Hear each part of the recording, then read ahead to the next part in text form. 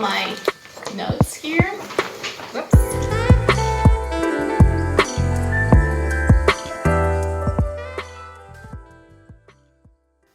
Hello! So today I'm here to share with you 5 essential things that probably you will need if you are a creative or an artist and you want to start your own small business or open your shop. This is based on my own experience and the research that I made for myself. That obviously depends on the circumstances of everyone. But if you find it helpful, please give it a thumbs up, share it with some artist or someone that probably is thinking about starting their own business. So I hope that you stay with me at the end and that this could help you in anything. So let's start with the 5 essential things that probably you will need if you want to start or open your own shop. The first thing that you will need is money. As in any other business, before you win, you will have to lose some money. That's the initial investment that you will need to start your own business. So you will need to have some money available. In my case, I started working as a freelancer, and from that time I already knew that I wanted to start very soon my own small business and open my shop. So I saved some money from the design works that I was making, and then I finally opened my shop. The second thing that you will need is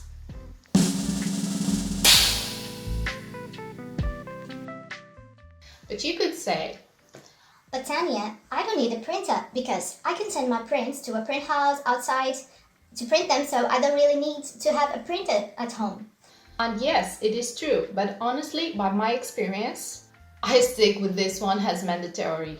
Because, since my early university times, I saw that having a printer was something useful, because you can do print tests before sending to a print house, because you don't want to spend lots of money in prints and then realize that the colors don't match or it doesn't have nothing to do with your original design. So the printer is quite helpful. You can do also things on demand, which means that you don't have to invest a lot of money, because most of the companies sell good price products, but only if you buy like a good amount of things. And you're starting, you don't know if you're going to sell everything. So printing on demand, it's a good thing to start. Now, about buying the printer. The first tip that I have for you is do your research. There's a lot of printers in the marketplace. You could feel overwhelmed by the number of options that you will find. Another thing you can do is ask other artists that are already in the business community. The opinion of a daily user will make all the difference. As I said before, you may feel overwhelmed by the number of options that you will find. So my tip for you is choose 3 features that is important for you for your printer to have. Then you can filter down all the options. Like for me, I define A3 format, print automatically double-sided, and also had a good quality, because obviously I wanted to sell my own prints. A quick note for you, it's always difficult to make a decision. What I'm trying to say is that you won't find the perfect printer with all the features that you wished or you dreamed of. So you will have to decline some features in order to have other thing. You will need to make a decision and stay with it. A little curiosity, in my printer case, it was a completely blind purchase. I didn't see it physically, and after buying I had to wait like 2 or 3 weeks for it to arrive, because there was none in the local warehouse. Besides that, it was the last in stock, so there was a pretty good chances that the printer had some problem. But no, it went everything okay, and I'm super satisfied today.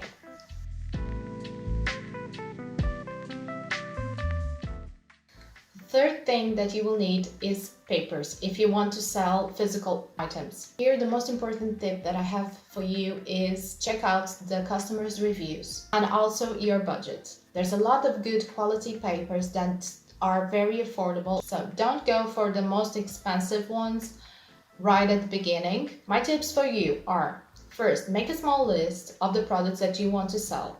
Like if you want to sell prints and postcards, find out if you can use like the same paper to do 2 or 3 products. I bought my first papers in 2019 and they cost me like about 60 euros, which is $70. I bought different thickness paper without making that list that I told you before. 2 years after, I still have lots of paper. If I knew all this before, probably I won't spend so much money in paper.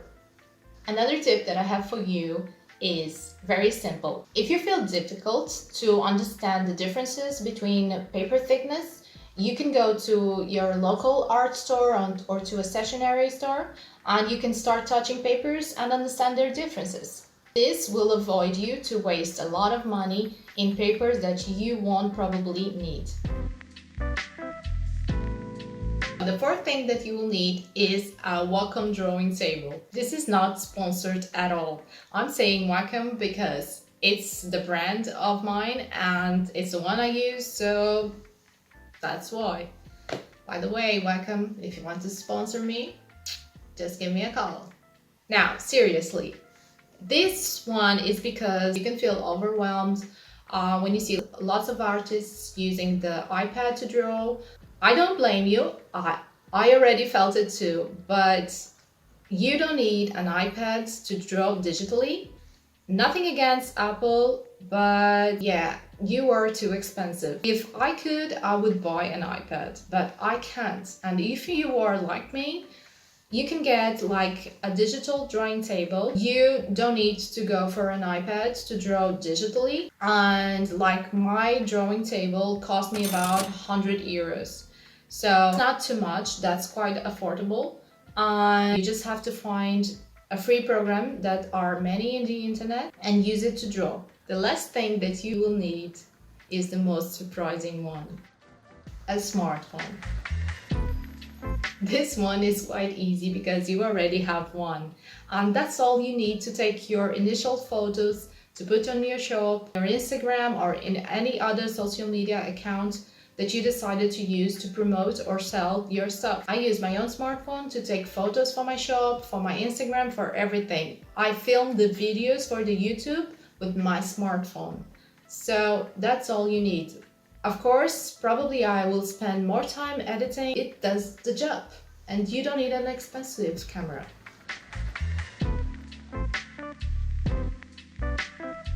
There are other tips and tricks that I want to share with you that you can use it daily in your business life that will probably help you out.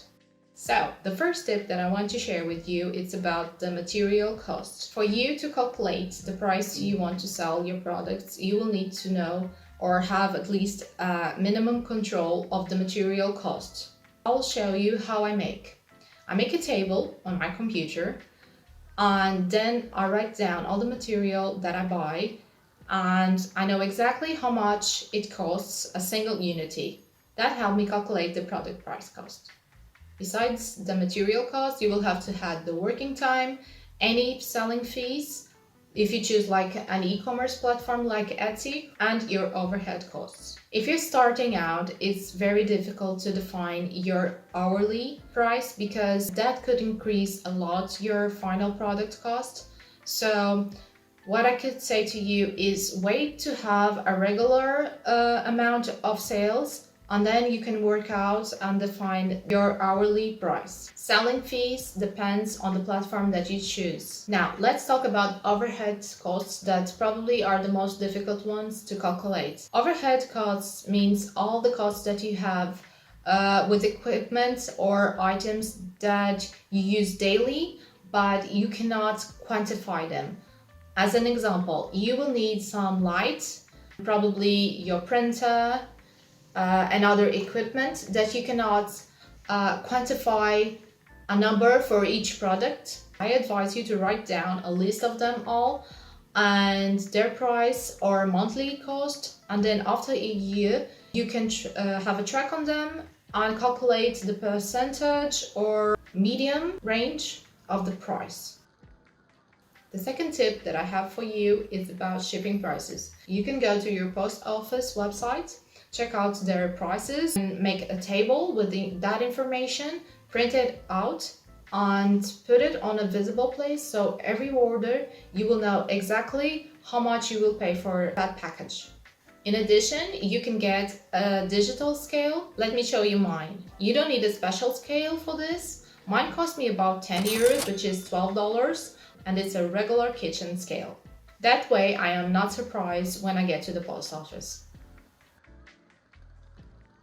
When my printer arrived, I was super happy that I was going to finally sell my prints, but then something happened. Nothing came out of the printer with a single resemblance from the originals. So, after hating myself for choosing the printer, after hating the printer itself, I did a lot of research and find out about something that is called printer color profile. That is basically how your printer interprets the color to print them out. That depends on the chosen profile. Here you will need to make some tests. So my tip for you is to pick your palette colors and make a document with their Xcode, so you'll know what the color will turn out after printing. Let's talk about something that we all love. Extra special touch. That is something very typical of the small business love. And my tips for you are, you can use like paper punchers using scraps of coloring paper, and that way you can add it to the package and also make use of paper wastes and bring it some joy and make it a little different. You can also personalize your orders if you do like your own paper wrapping. For this, you make a design and print out on A3 or A4. I advise the thinnest paper you have, like 70 grams or less. And then you can have like different sizes and designs.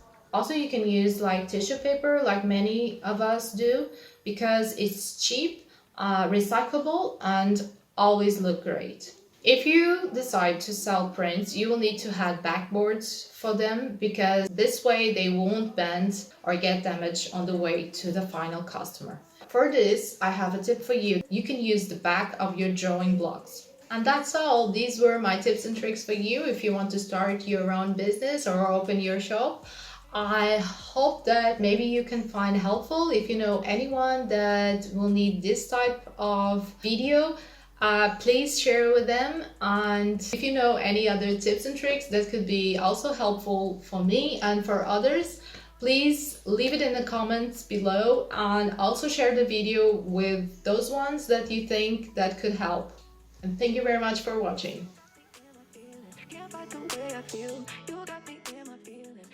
Cut.